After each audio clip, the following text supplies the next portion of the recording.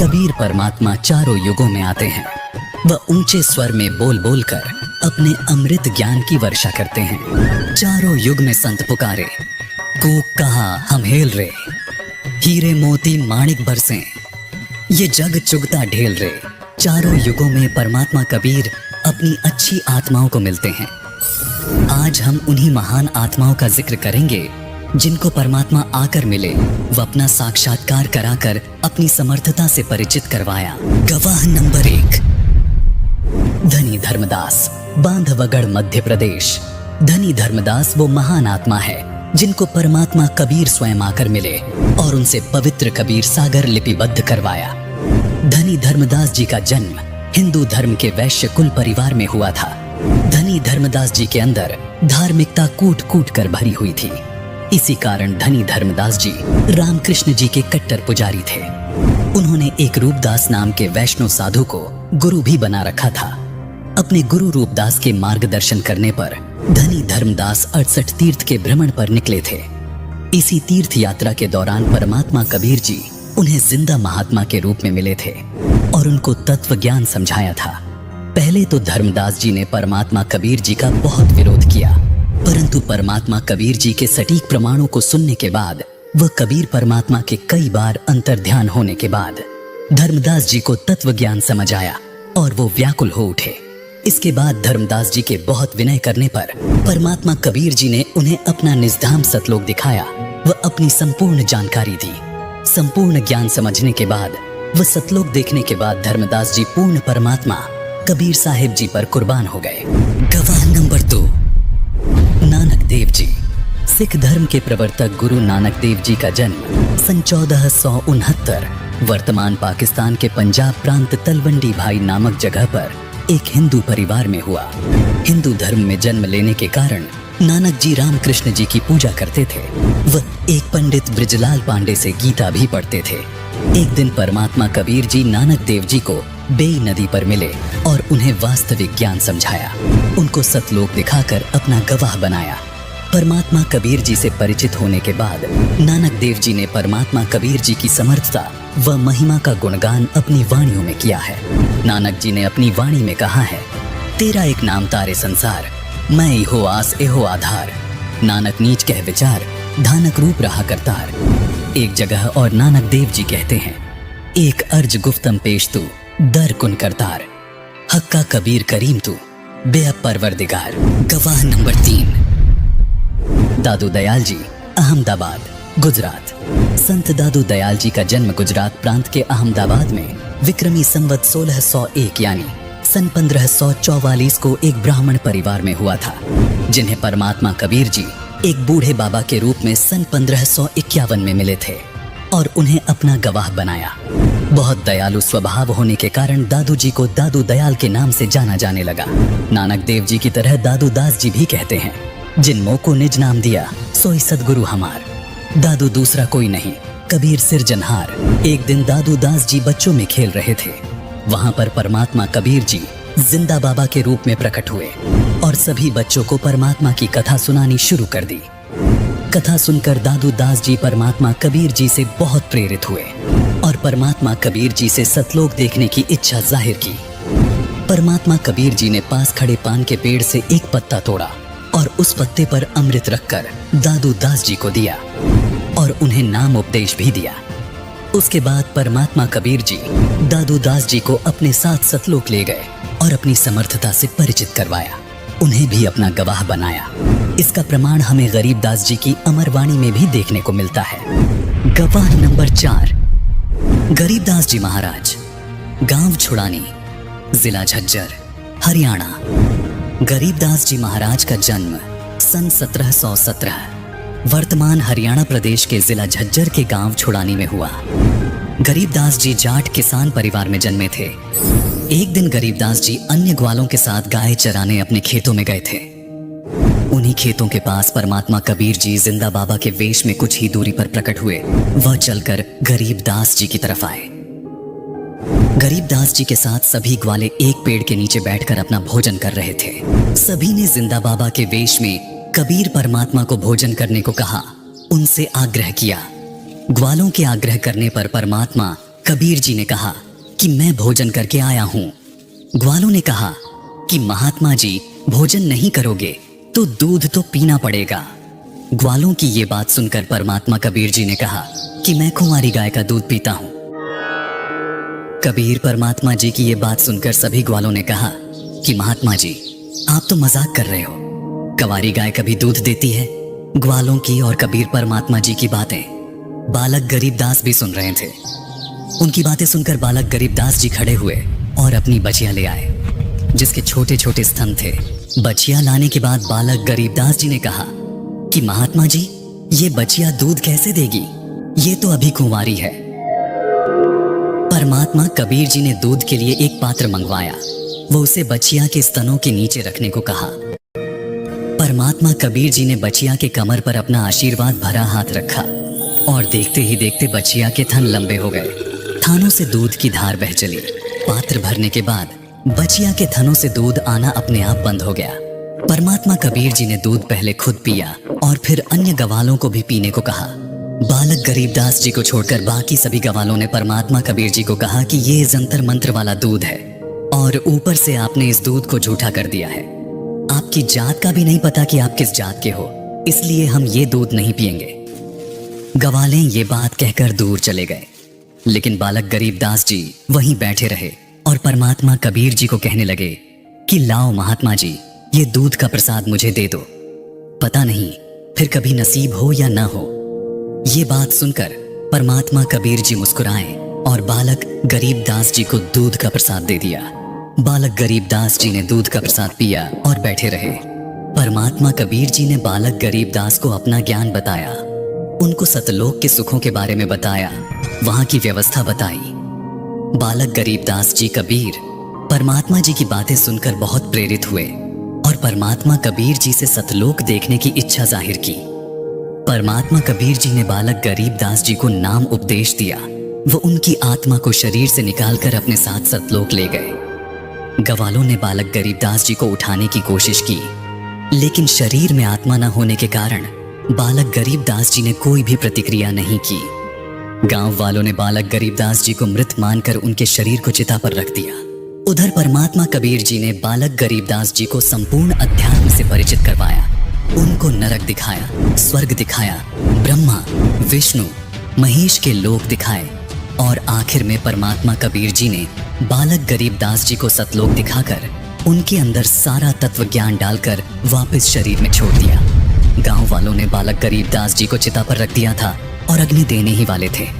तभी बालक गरीबदास जी के शरीर पर बंधी सारी रस्सियां अपने आप टूट गईं और बालक गरीबदास उठ खड़े हुए।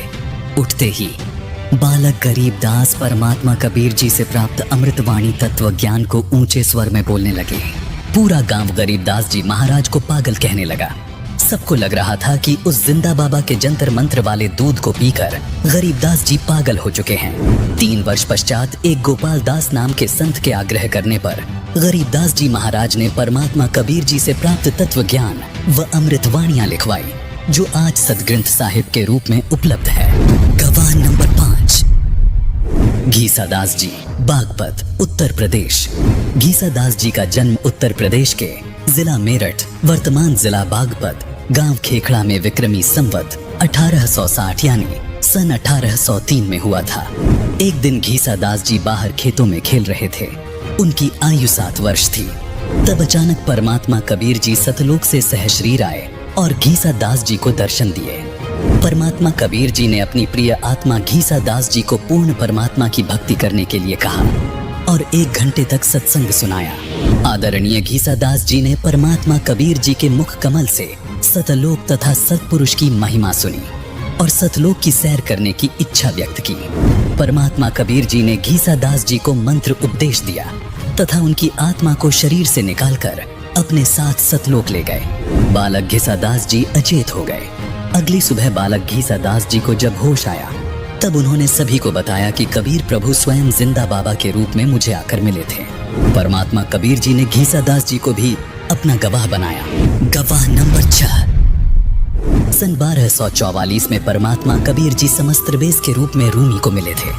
एक दिन रूमी अपने शागिर्दों को हौज के किनारे पढ़ा रहे थे। तभी समस्त्रबेस के रूप में परमात्मा कबीर जी वहां आए और किताबों की ओर इशारा करते हुए पूछने लगे, ये क्या है? रूमी ने परमात्मा कबीर को उत्तर दिया कि बाबा, ये वो है जो तू नहीं जानता।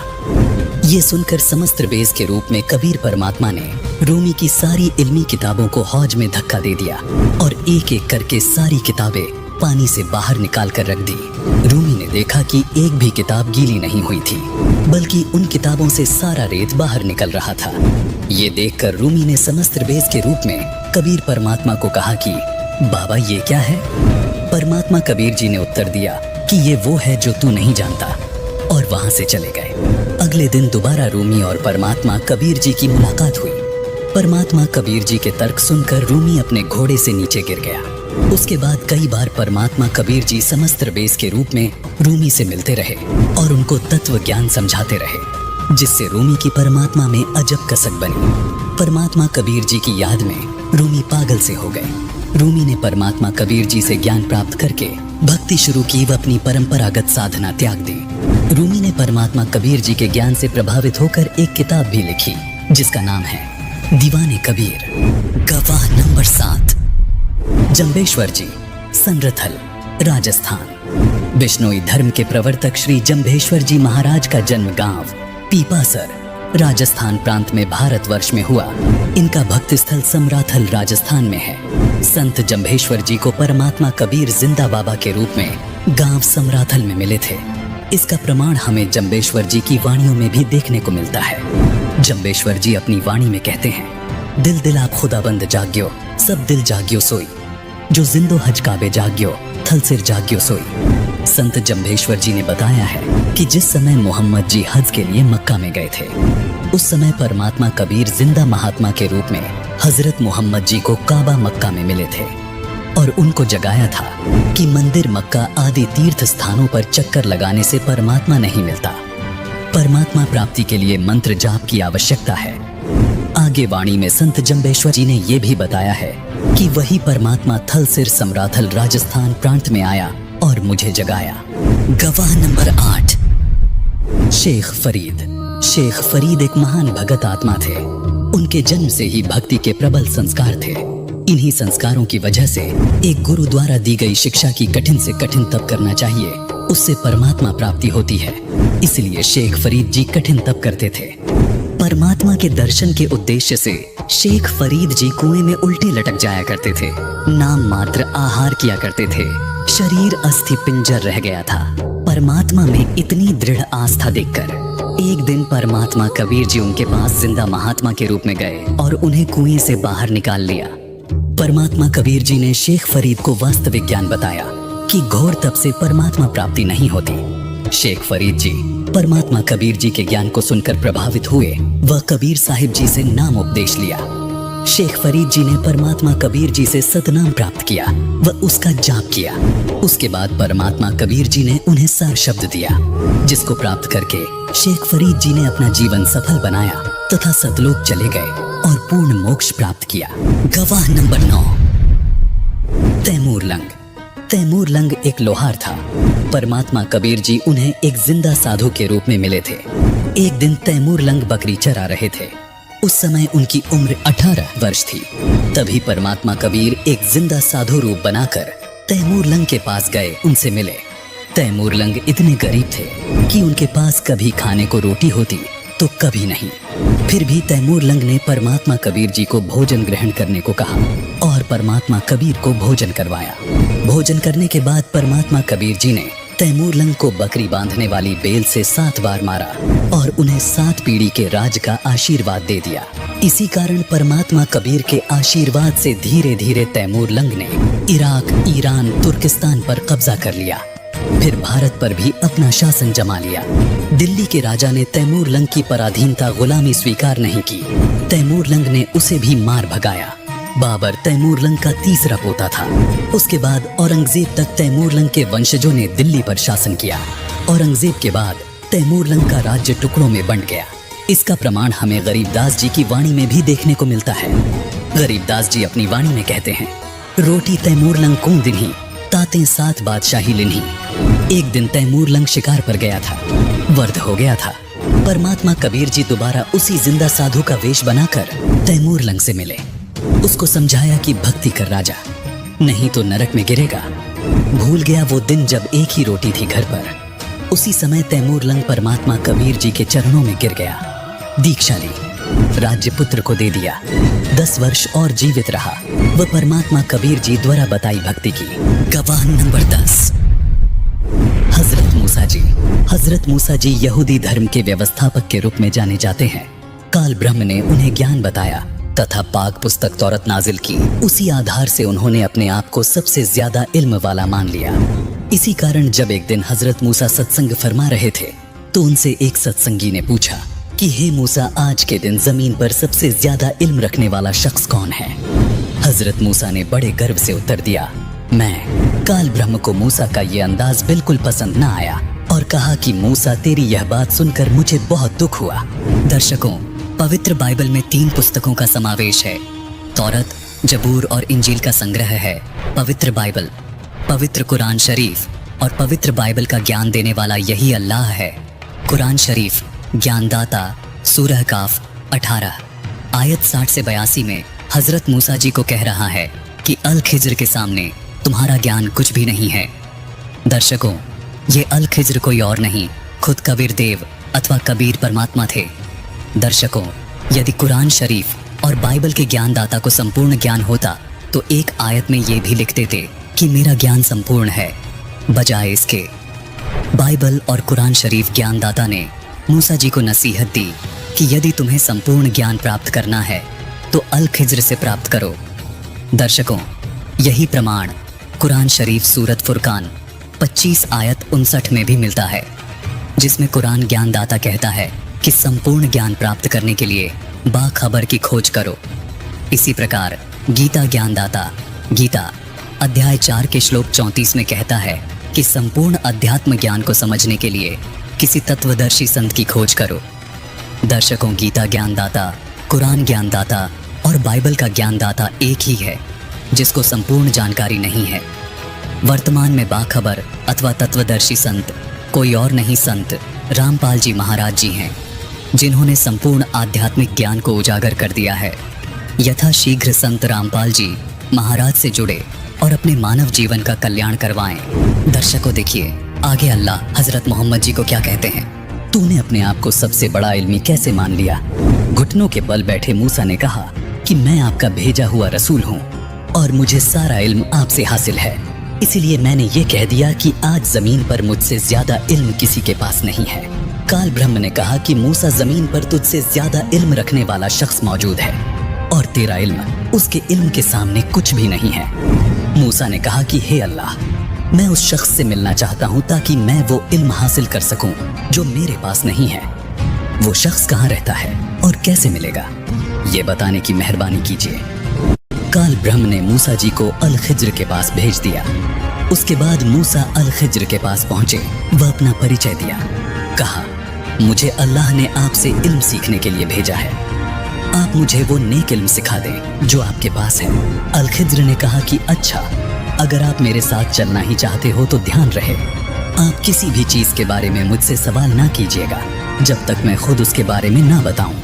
लेकिन हजरत मूसा अल खिज्र जी की शर्तों पर खरे नहीं उतर पाए, जिस कारण उन्हें अल खिज्र जी से बिना इल्म प्राप्त किए ही वापस लौटना पड़ा। हजरत मूसा को मिलने वाले अल खिज्र कोई और नहीं बल्कि स्वयं कबीर परमात्मा ही थे। गवाह नंबर 11, इब्राहिम अधम सुल्तान। इब्राहिम अधम सुल्तान बलख शहर का एक ऐसा राजा था जिसकी शानो शौकत इंद्र के समान थी। पूर्व के जन्म में इब्राहिम अधम सुल्तान वाली आत्मा सम्मन नाम का मनियार था। तब उसने परमात्मा कबीर जी की सेवा में अपने बच्चे की कुर्बानी दे दी थी। इसी नुक्ते के कारण परमात्मा कबीर जी उस प्यारी आत्मा के कल्याण के लिए उसके पीछे लगा हुआ था। परमात्मा कबीर जी ने अब्राहम अधम सुल्तान को माया रूपी दलदल से निकाला, उन्हें मूल ज्ञान व मोक्ष दिया। परमात्मा कबीर जी इब्राहिम अधम सुल्तान को जिंदा बाबा के रूप में उनके पूर्व जन्म के प्रबल संस्कारों के कारण मिले थे। परमात्मा कबीर जी इब्राहिम अधम सुल्तान के सामने कई बार अंतर्ध्यान हुए कई बार उनको ज्ञान समझाया। तब कहीं जाके इब्राहिम अदम सुल्तान ने अपना राज्य त्यागा और परमात्मा कबीर जी के द्वारा बताई भक्ति की तथा मोक्ष को प्राप्त हुए। इसका प्रमाण हमें गरीबदास जी महाराज की वाणियों में भी देखने को मिलता है। संत गरीबदास जी ने अपनी वाणी में कहा है कि सुल्तानी के सर लगा, बल्ख बुखारा दिया त्याग, जिंदे के चोले मिले, दुनिया सत बैराग। अमर लोक से सतगुरु आए, रूप धरा कारवाना, ढूंढत ऊट महल में डोले, भूजत शह बियाना। 16 सहज सुहेली छोड़ी, 18 लाख तुराना, सतगुरु शब्दे लई फकीरी, इब्राहिम सुल्ताना। हीरे मोती मुक्ता छोड़े, अरबो दिव्य खजाना, 70 खान 72 उम्रे, तजे अमीर दीवाना। चढ़त गयंत इंद्र की न्याय, सूरज अरथ छिपाना, सेना संग रल दल बादल, गरद जात आसमाना। 10 दिशा को मक्का फिरिया, चरणों बांध कुराना, दास गरीब कबीर पुरुष को अमर किए सुल्ताना। तो अभी आपने देखा कैसे परमात्मा कबीर समय समय पर अलग अलग वेश धारण करके अपनी प्यारी आत्माओं को मिलते रहते हैं। परमात्मा कबीर जी की अपनी पुण्य आत्माओं को मिलने की ये सूची बहुत लंबी है। नामदेव, रामदेव पीर, हजरत मोहम्मद, मीराबाई जैसी बहुत सारी पुण्य आत्माओं को भी परमात्मा कबीर जी मिले व सत्य ज्ञान समझाया, वास्तविक भक्ति विधि बताई। कबीर साहिब समय समय पर अन्य रूप धारण करके लीला करते हैं, जिसको आम जन साधारण समझ नहीं पाता। उन्हें आम संत मानकर अनदेखा करने की भूल कर बैठता है। वैसे ही आज कबीर परमात्मा संत रामपाल जी महाराज के रूप में लीला कर रहे हैं। तमाम महापुरुषों ने कबीर परमात्मा की महिमा का वर्णन किया है, लेकिन जितने सरल, साधारण और प्रामाणिकता के साथ संत रामपाल जी महाराज ने कबीर साहिब जी को पूर्ण परमात्मा साबित किया है, ऐसा सिर्फ खुद परमात्मा कबीर ही कर सकते हैं। ये अनमोल ज्ञान जगत गुरु तत्वदर्शी संत रामपाल जी महाराज के सत्संगों का अंश मात्र है। संपूर्ण आध्यात्मिक ज्ञान के लिए सुनिए संत रामपाल जी महाराज के मंगल प्रवचन।